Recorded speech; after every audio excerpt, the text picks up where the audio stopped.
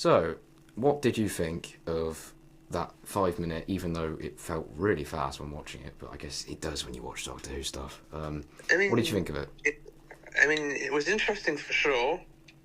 Yeah, It, it, if you haven't seen it, by the way, just stop listening to this right now. It's only 5 minutes long. You can catch it on YouTube anywhere in the world, I think. So just give it a watch. and it was nice seeing Tennant in the role.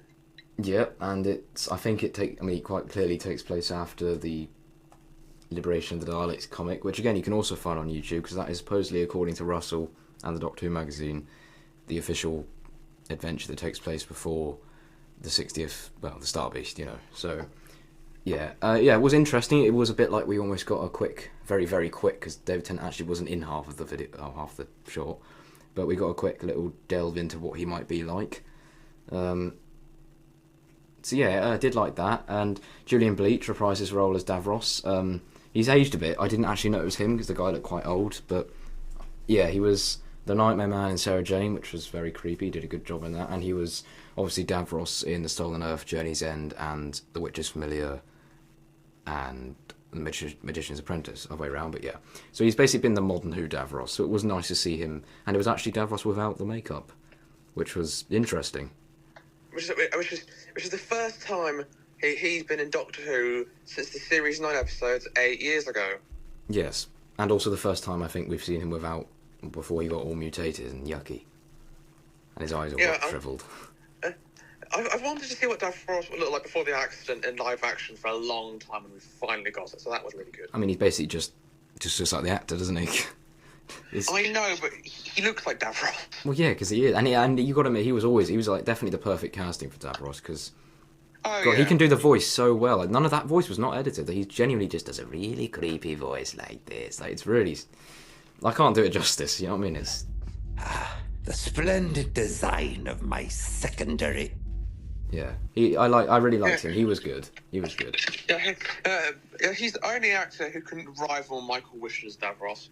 He was the Genesis of the Daleks Davros, and then it was Terry Malloy for like the Colin Baker and Sylvester McCoy one. I've met him; he's a very nice bloke. And it was somebody else for that one appearance Davros had in season 17. But I think it was, probably. I think it was David Goodison, but I might be wrong. Let's have a look, shall we? I think it was David Goodison for the 1979 Dalek story, but I might be wrong. Yep, you were right, David Goodison. Yeah, it was David Goodison. Yeah, the main ones are Michael Wish was the first one, then it was David Goodison just for a run-off, then it was Tony Malloy from 1984 to 1988, and then Julian Bleach, 2008 to 2015, but now technically 2023 as well, so that's nice. He did very well as per usual, and it was nice to see him, this is like we're talking very early Daleks, like, even pre-Genesis of the Daleks. I'm guessing that story then takes place not long after.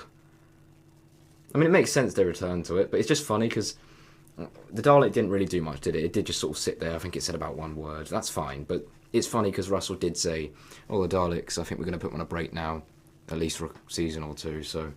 Which is, yeah, fair enough. I understand why they've been overused a lot recently. You don't want them to become, God forbid, boring, so... But yeah, they didn't have much to do in this skit. And so what did you think of that, the other bloke who was trying to name the Daleks? Because he's a comedian, if you guys don't know. I don't know his name. I don't personally, care much about him, but he seems to be... But he seemed to try... is it just me, or was he the...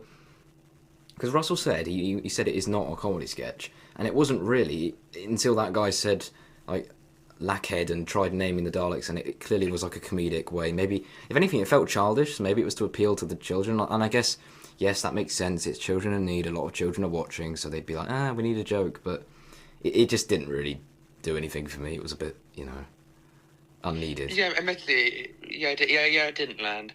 No, but I think you got to admit it was probably for the children watching. That's probably why they did it. Yeah, or in Doctor Who times, it didn't materialise. That was peak comedy. So yeah, overall plot, 7.5 out of 10. Again, it was only 5 minutes, but it was alright. The VFX was really nice at the beginning. I like that. Yeah, agreed. I agree with the rating. There wasn't much plot. I said 5 minutes. And some really good VFX.